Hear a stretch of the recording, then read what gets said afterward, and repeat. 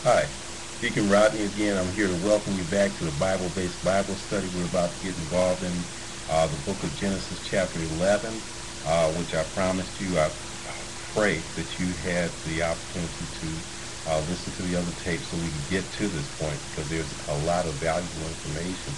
So now we're going to get to what happened, why men spread out and went different ways. It was sort of hinted at in the previous chapter, but then this is what actually occurred. But again, a Bible study is no excuse for not being involved in a good Bible believing, Bible teaching church. So I encourage you to get involved in a good church. I'm a member of New Faith Baptist Church in Madison, Illinois. It's New Faith Baptist Church International. The pastor there is Reverend Dr. Chanel D. Felder. He's got a lovely preaching and teaching wife. She is Reverend Dr. Alexis L. Felder.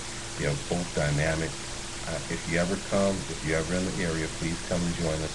And I'm sure you have a wonderful and blessed time. Again, we're getting started in the book of Genesis chapter 11. So if you have your Bible, you can follow along with it. Okay. Now the whole world had one language and a common speech. As men moved eastward, they found a plain in Shinar and settled there. They said to each other, "Come, let's make brick and bake them thoroughly." They used brick instead of stone and tar for mortar. Then they said, "Come, let us build ourselves a city with a tower that reaches to heaven, so that we may make a name for ourselves and not be scattered over the face of the whole earth." But the Lord came down to see the city and the tower that the men were building.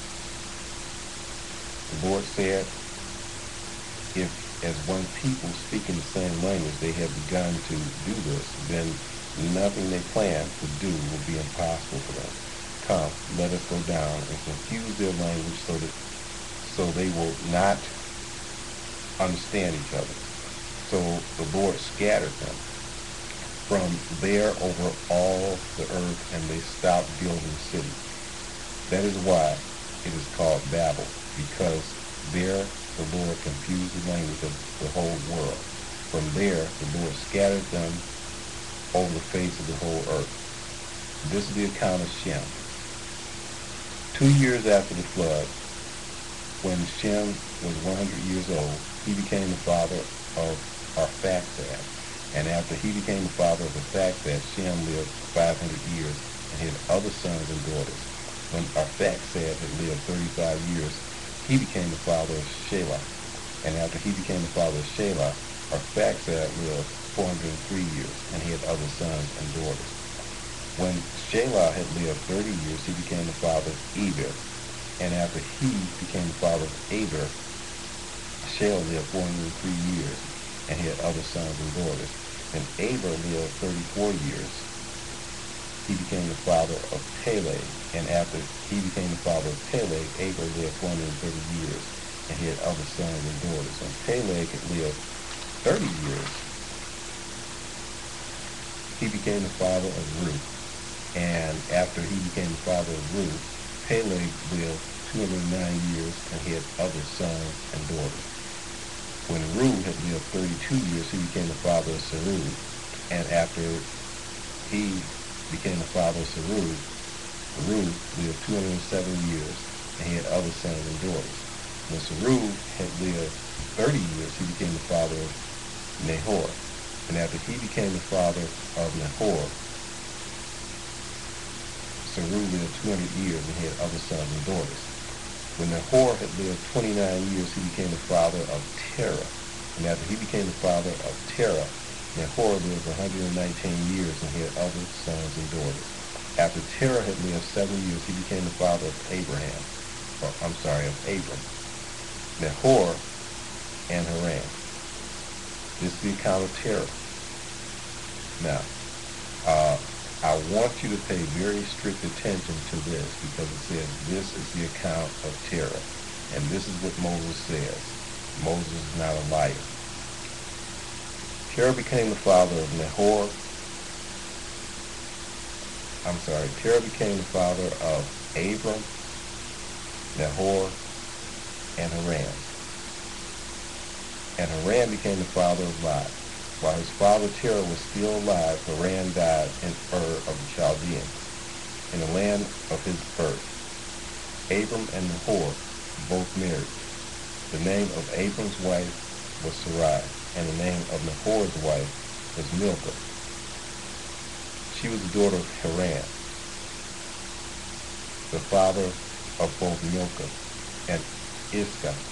Now, Sarai was barren. She had no children. Terah took his son, Abram, his grandson Lot, son of Haran, and his daughter-in-law Sarai, the wife of his son Abram. And together they set out from Ur of the Chaldeans to go to Canaan. But when they came to Haran, they settled there. Terah lived 205 years and he died in Haran. Okay. Now, I wanted to point that out because if you go back here, it talks about Milcah being the daughter of somebody, but Sarai was not the daughter of anybody that we're talking about here. People have a lot of different theories on how Sarai may have been related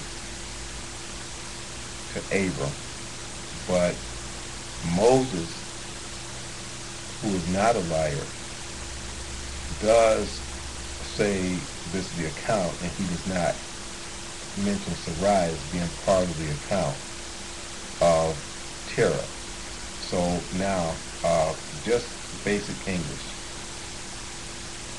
Moses is narrating this story, and Moses is going to talk about some of the things that happened.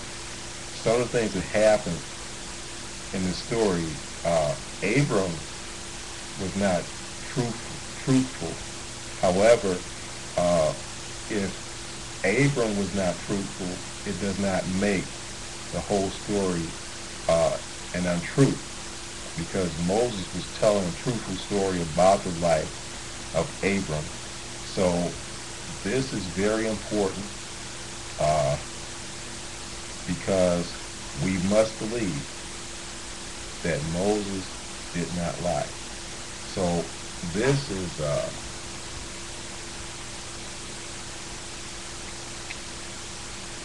probably a challenge to a lot of people, but Abram was a regular Joe Blow, just like anybody else.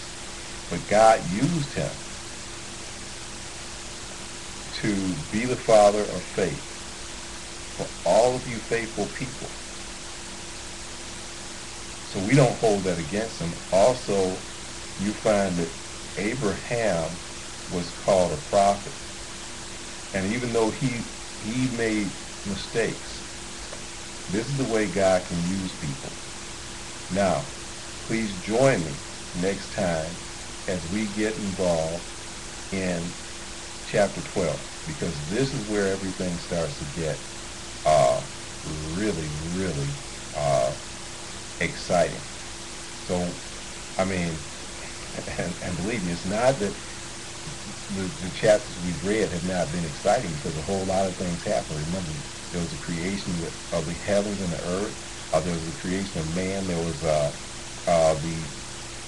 relationship between man and God. Then there was the fall of man. There was the population of the earth. Think about all this excitement that happened in these few chapters.